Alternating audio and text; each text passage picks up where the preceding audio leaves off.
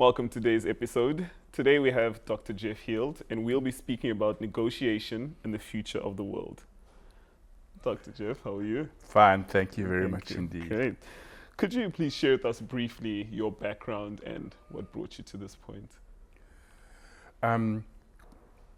When I was young, I found that I can help others in negotiation space. That's what I can do.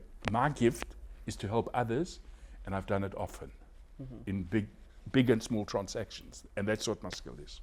Okay, so you mentioned how your passion for wanting to help people and using your skill has helped you get to where you are now. Do you have any examples of how you've used some of your skills in non-profit situations? Yeah, okay.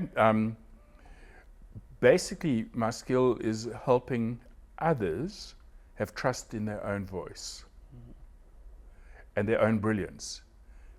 Creativity is always messy at the beginning, and it's always attacked at the beginning, okay? And so it's about being in tune with those. It's being in tune with the conversations that you're involved with. I had to help in working together with a group of people in KwaZulu-Natal who were absolutely at one another's throats. It was killing fields under the auspices of the United Nations and the European Economic Community. And it was, again, working out how to have a conversation that is effective, a changing conversation. And it's the power of conversation. The major resource is not money, ever.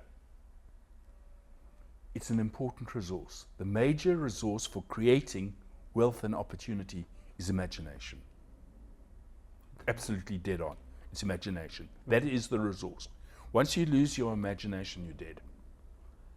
So with that as well, using your imagination and having to communicate with people, how does it differ from the social side, creating change, to the environmental side? Well, in the environmental space, I'm looking at the first involvement in environmental negotiation was I had to work with a firm of lawyers here in Cape Town and design negotiation program for them under sustainable environmental development.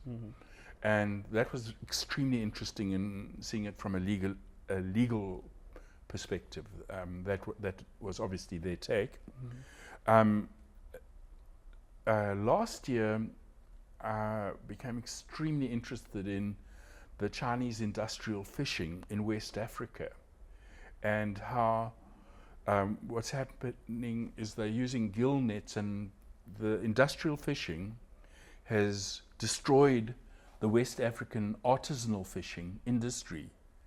And this has resulted in the fishermen's wives going into prostitution, and it's an abysmal disaster. So it relates to the ECOWAS countries and their negotiation ability with the Chinese. Now, there's a huge imbalance in the power of the ECOWAS countries, Ghana, Mali, Niger, and so on, and the Chinese. The Chinese have enormous power. So the central negotiation question then is, how can you help the weak gain power over the strong? And that is a question that is extremely important in conservation negotiation. What you need to do, there are many ways that the weak can gain power over the strong. One of the most powerful ways is by developing their agency. And their agency means the agency of people, gathering around people that they can trust, that are competent, networking with incredibly competent people, and we can all do that with multimedia at the moment. We can have contact with top people around the world.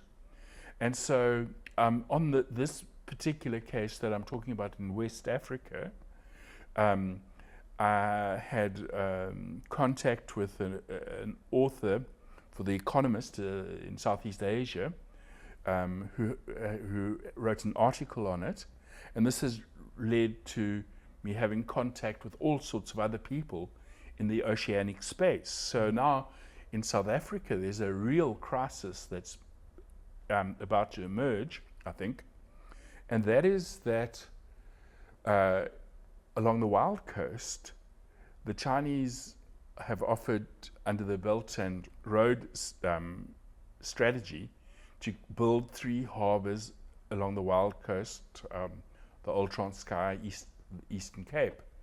Now, all the evidence, all the precedents rather than evidence, points to the fact that this could be industrial fishing on a major dimension. It could destroy the environment. This has happened in South America, in Latin America, very much so. And so how do you get agency? I believe that the West Africans should be speaking to the Latin Americans.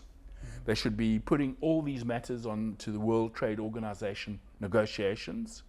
That and it's this type of thinking that becomes really important. So in the ECOWAS situation, how were the negotiations structured? Because for people that don't understand, what happens is big organizations come in and they use huge fishing nets and they take out basically all the fish in the environment. So the locals have to go deeper and deeper into the ocean, and there's less and less fish for them to take out of the water. So obviously they need to look at other means of how to support their families and make money. So like you were saying, that some people ended up going into prostitution. So in your negotiations then, how were you then speaking to the Chinese and then to resolve the situation? Okay. The first conversation is not with the Chinese at all. Okay. The first conversation is to have those conversations sparked within the ECOWAS countries. The problem that you have there is you have a number of very small countries that are easily divided. So the Chinese basically have bought the Ghanaian fishing fleet, industrial fishing fleet. Okay. So what you have to have is a conversation amongst all the all the countries, and to develop a shared agenda on gaining your power, your negotiation power, and leverage with the Chinese. So as you look at the situation then, what is the best solution then? Is there a solution? Yes, there are lots. The best solution is to go public.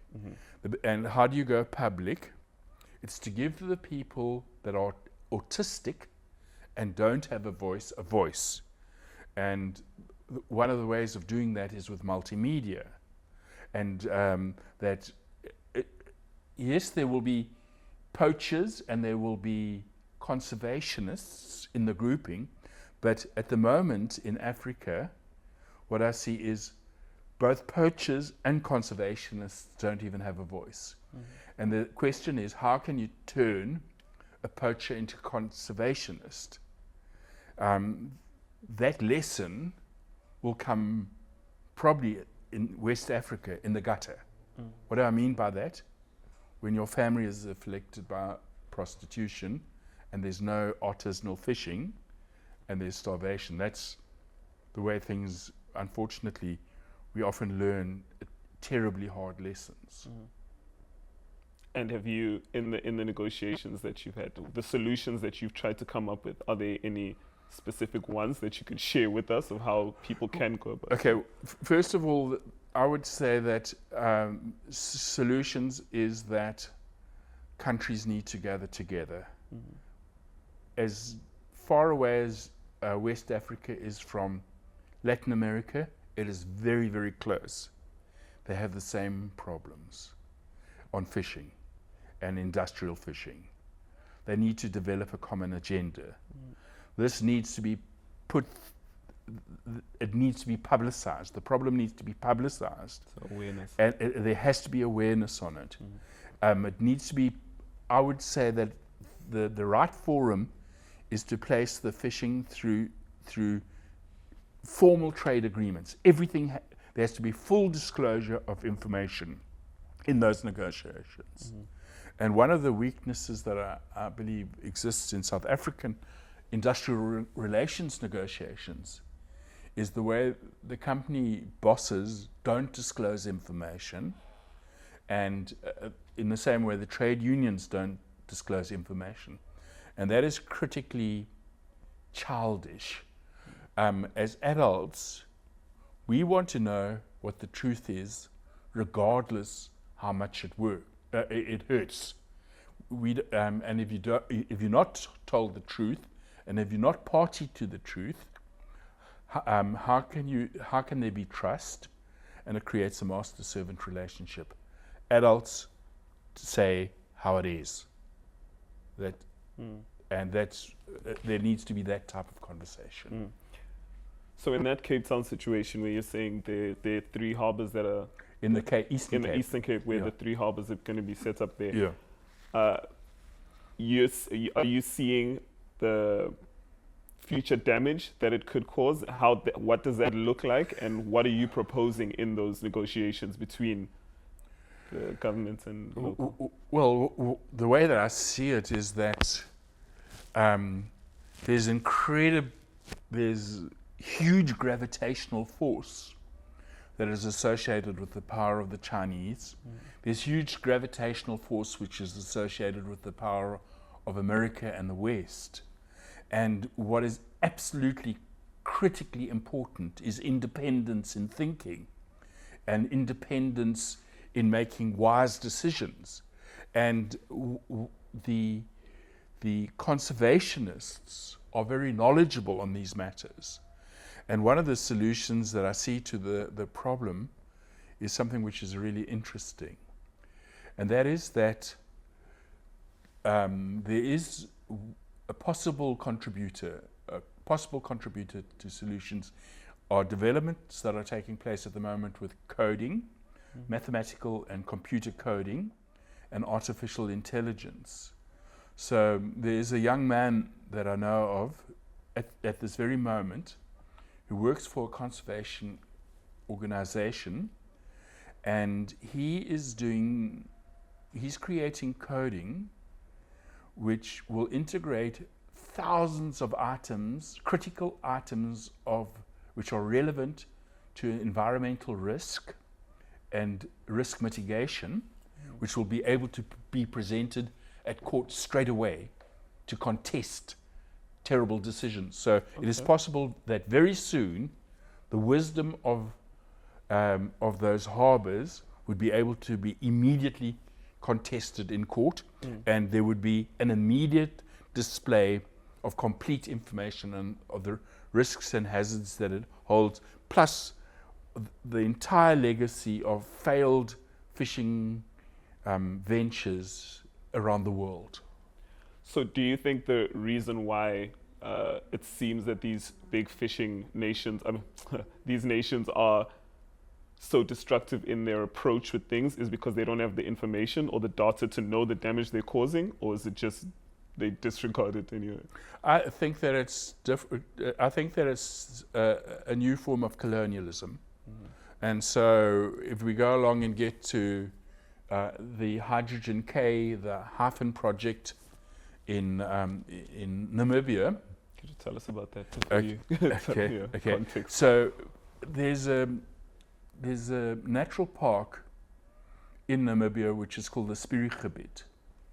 It's 4 times the size of the largest natural park in Europe. Okay. It has a desert biome amongst the rarest flowers in the world, that some only flower every 50, 100 years. It is one of the rarest biomes in the world. And it's close to the Atlantic Ocean, and it's close to Lüderitz Harbor. And the German and Namibian government have agreed to put up a huge hydrogen operation in the Spiegelgebied. And the problem with the hydrogen operation is that it creates ammonia for the hydrogen, and the ammonia kills all flowers. Okay. There's also going to be hundreds of kilometers of solar panels. There will be roads and everything. Now, for Namibia, their brand name is their exquisite environment. And this is a direct attack on Namibia's environment. The debris from the Hafen project, in other words, the solar panels and the roads and everything in this natural park, would never be allowed under European law and never be allowed under German law. So basically what's happening is they are exporting their pollution to Namibia. Because Namibia is a fragile government, they've accepted this transaction and it's worth a lot of money. Okay, so there is a solution to this, and that would be to move the hydrogen operation to south central Namibia, which is a more hardy area, and it would be better able to carry the load. So there are solutions. If this matter goes to negotiation, I feel the Germans will get locked in and they won't move, and it will be very problematic. I believe that the way that this matter needs to be sorted out is by private conversations. Okay, so in this, with them wanting to bring the plant there, you feel obviously that it will have less impact on the biodiversity being moved elsewhere. But if it did stay there, how would you, well, as it is now, what are you proposing then in these negotiations? The situation as it stands now is that in the examples that I gave of the dropping of the debris, the fallout, the pollution, the exporting of pollution to Namibia, pristine, virginal Namibia, that will come to haunt Germany, and it will come to haunt the Namibian government. Those are absolutely no-brainers. They are foreseeable consequences. So what's going to happen if the project goes ahead is that it's going to be a screaming financial success for the next 10 to 15 years. It will be hugely successful. Then what's going to happen is there's going to come conflict between Germany and Namibia, and more widely between Germany and African countries, because of the cynical exporting of pollution to Namibia. And so those are the consequences that you're playing with. It creates a grave reputational risk for Germany. That transaction is a grave reputational risk. And I don't think that they've thought their way into it. And one of the issues with conservation is that it's complex, and you have to look at the foreseeable consequences of complex transactions. So how have you brought, well, clearly you are bringing conservation to non-conservationists with your students, and how have you used that research and your skills to bring attention to these issues? I think that one of the ways that you can bring attention to it is in writing the cases, to write the cases so that they are a mirror reflection of your own reality, and so that the experience of actually negotiating on them is visceral. So the case studies have to be written in a way as a drama where the students are placed into simulation, and it doesn't force them, compels them to introspect and it questions their own meaning. At the heart of conservation is the wisdom of humankind. And so whether you're talking about the San or the Khoi in southern Africa, or the Eskimo communities in Alaska, or the Indian communities in America, there's indigenous knowledge which concerns fundamental truths. And the conservation is about dealing with the fundamental truth about humankind being in harmony and aligned with the environment. At the moment, there's a terrible disalignment. Okay, so with your case studies then, like you're saying earlier, that you need to have a visceral connection for people to actually make a change, right? So in your case studies, how have you found those visceral connections? By writing the simulation as the negotiation simulations as a drama. One of the things that I studied when I was very young was drama, and I found that to be incredibly powerful as a learning tool, as a learning instrument, because it allows you to simulate your reality. So are there specific examples of how you're actually doing it with the students? Yes, well, there's one case that I'm working on at the moment where there's a negotiation which is about fraud, and because the conversation is so hard, the parties to the simulation don't negotiate.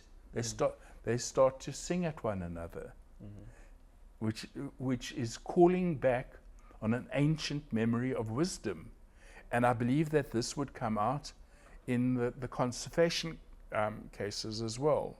Okay. To make it visceral. It's not academic. This is real knowledge. It's about having dirty water or having no flowers or no birds. Yeah. So with that approach then, the drama approach, right? I can imagine taking that to someone in a local situation. How do I translate that then to a corporate? Like, I'm not going to walk into a boardroom and be asking them to sing to each other. How do you do that differently then? Well, the board room group is one that I have much more access to, because the people that I'm working with, many of them are board members, and so the language process is different for the different sectors, and they relate. They really do relate, but it's a different type of conversation. It would be more of a mind conversation than a heart conversation. The problem is having all mind and no heart in a conversation, which would be a typical business conversation often, is to be heartless. The opposite of that, to have all heart and no mind, is to be mindless. You need to get that balance working, and it's a specific and ingenious type of conversation that's required, and it's the play's the thing that captures the conscience of the king. What is the play that you set? How do you give voice to the voiceless? How do you enable that? So then you're saying, so on the local level, right, you're saying you're using the drama and the stories to get them on a heart level to understand it, and in the boardroom you have to use the mind more. So clearly we have to get the locals and the corporates to understand each other. So how do you then, when you bring them together, what approach do you use then? Well, in that instance, if there's receptiveness, there's incredibly powerful learning that takes place. And I think that we see that beautifully in our rugby.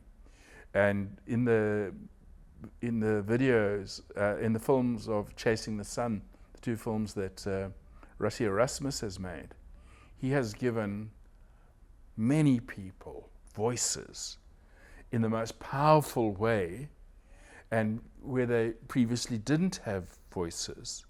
And that is, his contribution has been brilliant in providing those voices. And I think that this is what's essential in conservation, is to provide people with voices, because it is the drama of your own life. You don't have water, or the water's polluted, or it's dirty, or it's got ammonia in it, or something like that. And it's to discover solutions to those matters. I think that one of the incredible challenges is giving voice to the voiceless. So in the Namibia situation, for example, right? So if we were to approach it, we'd share stories with them about how diverse, how important and unique what they have is, right? And then to the guys trying to build the hydro plant in there, you'd be giving them data based on what the damages would be, or how are you? So in that specific one, what are you doing there to? Well, my approach wouldn't be to give data. My approach would be to create a film like The Gods Must Be Crazy, and to use humor. That is a film that came out a long time ago, and it was very, very clever. And it's to create a narrative that people identify with, and which gives them pride and ownership. And it's not you that creates the narrative, it's for them to voice that narrative, and then for you to distill their brilliance into their text. So it's a creative project. So from a social media perspective, because of course most people's attention now is on their phones, and if you're going to share any information, particularly relating to the environment and how critical at the point that we're at now is very critical, we need to get the awareness out. How do you see that playing out, and what role do they have? Well, I see vlogs and blogs and social media as of profound importance, of giving a voice to the voiceless. At the moment, it's quite elitist, I think. Okay. But I believe that that's going to change, because people are going to get bored with the leadership, and it will change. And there are incredibly interesting people in conservation, and also in the poaching and the theft of conservation.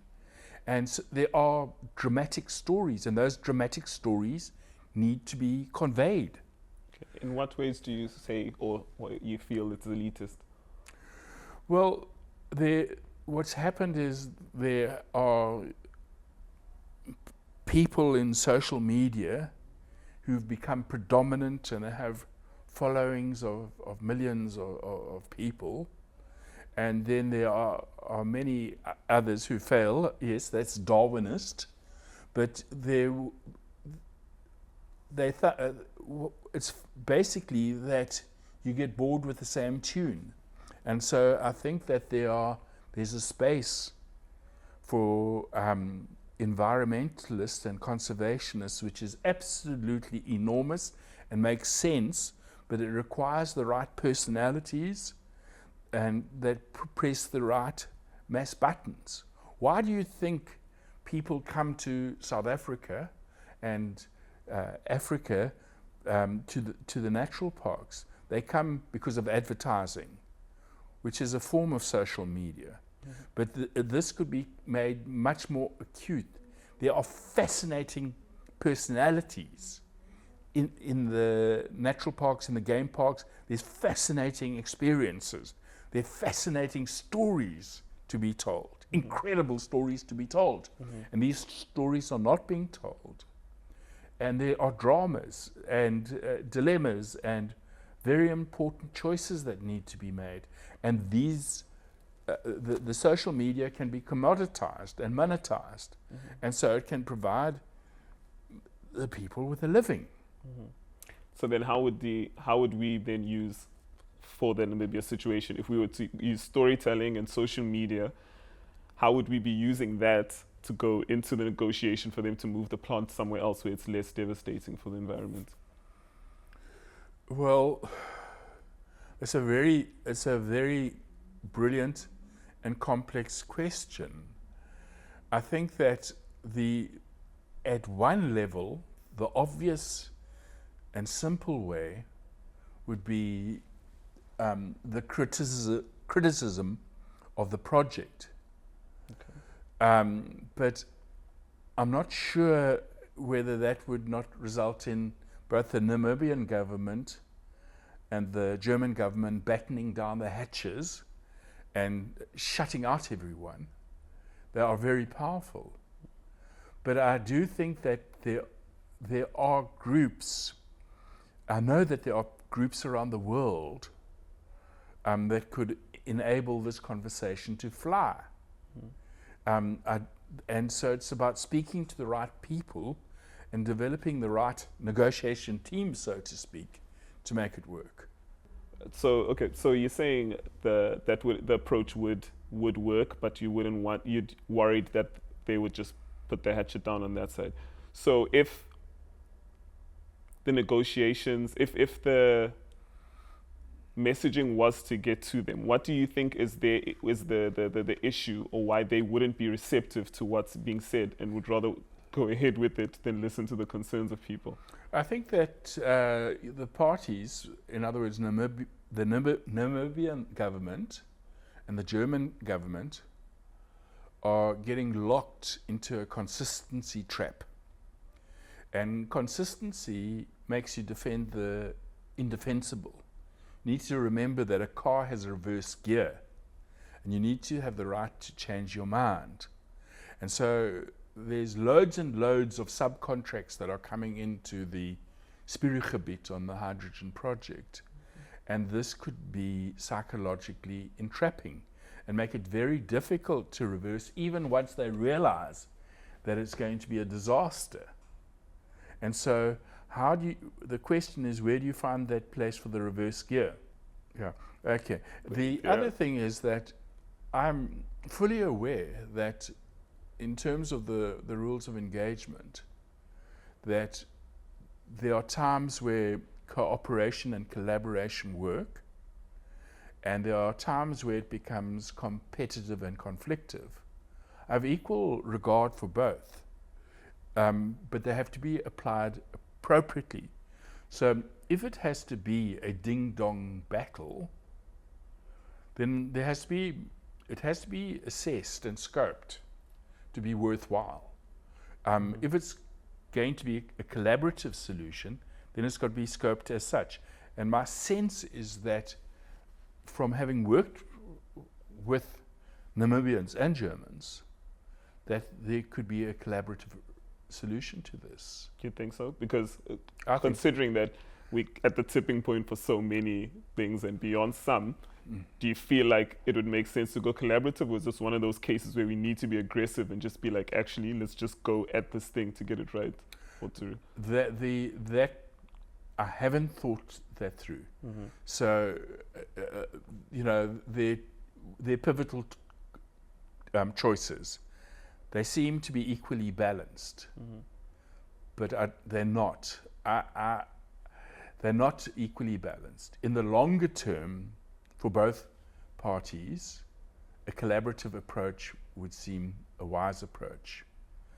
But they might deem, because of the consistency trap, where they don't want to be seen to be changing their minds, okay, that they need to conflict. If they conflict, then it will bring on, it will accelerate the problems for them. So the choice is, when do you have an incremental approach, and when do you choose a big bang approach? So now, knowing what you know, right, with the negotiation skills you have, we were saying that you were mentioning that the mind approach is what works with the big corporates, and we assume that what works with people on the ground is the heart approach. But knowing the dangers that we have and where we're at when you're negotiating, do you still stick by that, or how much of different elements are you incorporating in there to get the message across? Because like you're saying, they have a certain mindset where they don't want to look like they're changing their minds, but we need them to make a change sooner rather than later. There's the choice, a huge negotiation choice, is Big Bang versus incrementalism. Yes. So if we look at the transition of South Africa, they tried incrementalism, and incrementalism was modernizing racial domination. My inherent preference is actually Big Bang. Okay. Incrementalism, gradual approaches, often lock you into chaotic simplicity.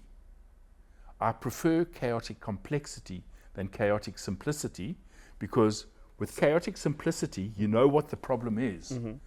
Say, a huge problem in South Africa is 87% of municipalities are failing. And why are they failing? Because of terrible leadership and an absence of systems thinking and organization. So how do you address that problem? Do you address that by incremental change? Incremental change will take so long. It actually requires a surgical approach of Big Bang. So they're choices, and you have to look at that in every negotiation case that you're involved with. So then now with this, because this is a critical one, we're looking at the environment. So you're still saying that you would prefer we go the Big Bang approach with this? My approach to doing it would be to lobby with the German embassies and to talk about what's going on. I believe that what they need to look at is the scenarios, and they need to make their own scenarios of what's going on. They need to ascertain whether the Namibian genocide of 1904 to 1908 could actually infect Africa, African thought, that could become a new polemic outside of Namibia. I think that it could, if it's a disaster. Okay, they have to look very carefully at the Berlin Conference and the exclusion of Africans from the most important negotiations on Africa. And they have to look at also the matter of their own laws and European thinking on using a pristine environment as a dumping zone for energy. So do you think they're not considering these things then? Because clearly if you're aware of these issues and what they should be considering, then how come that's not happening on that level? I believe that the business and monetizing of the hydrogen project is a hugely important project.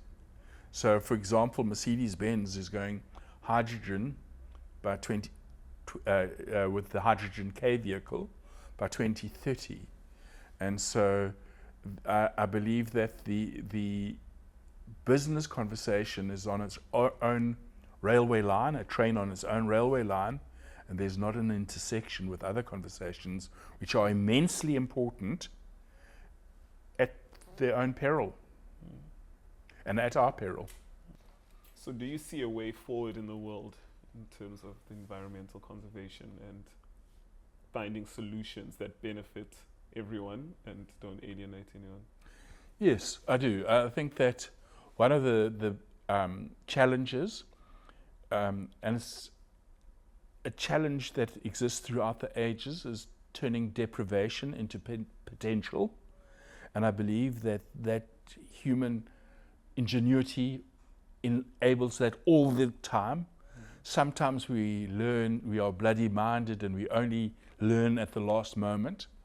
But I do believe that hardy optimism is a reality. Things do work out effectively.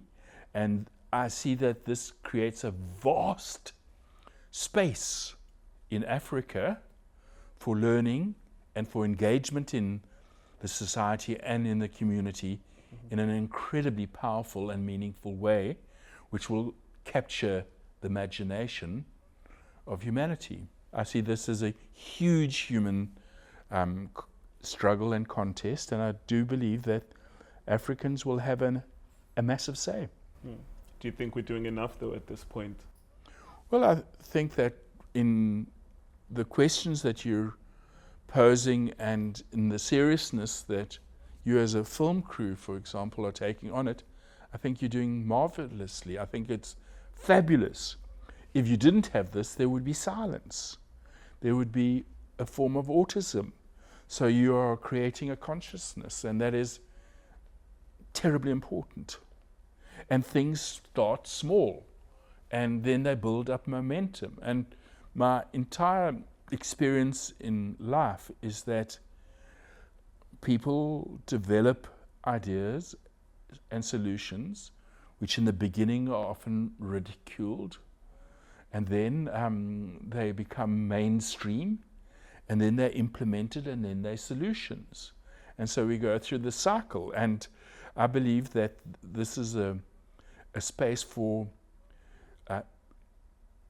Africa to have leadership across the world. And you think Africa is central to getting this message, well, not message across, to actually making the change? Absolutely, because we have amongst the most pristine environments in the world. Mm-hmm. We have incredible brains, and we can lead this. And this is a place which will provide livings and opportunities for millions of Africans in due course. Because why I ask that is because I feel like a lot of the solutions we have now are being given to us from elsewhere, from the Western world, when the solutions should be coming from us. Would you agree with that? Yes, and that's why I believe that multimedia is so critical. And you talking conservation to non-conservationists is so important. It's to result in indigenous solutions. There have to be indigenous solutions. The fact of the matter is that there's vast poverty, and you have wealth amongst poverty, and there needs to be livings that are created out of this, which are sustainable. At the moment, the livings aren't sustainable in the longer term. And it's that search for sustainable solutions. Okay. Do you have any final words for people to understand what's going on and things that people can do to help the cause? I think that you have to be true to yourself. Does the environment, do the flowers, do the birds, do the animals, do the humans, do the rivers, do the trees, do the oceans, do the skies matter to you? If they matter to you, you need to be sincere about making a contribution where they are not destroyed. What happens when you live in a destroyed environment, it actually destroys you. It's aesthetically disastrous, and you need to be able to have an environment which is congruent with your being. Thank you.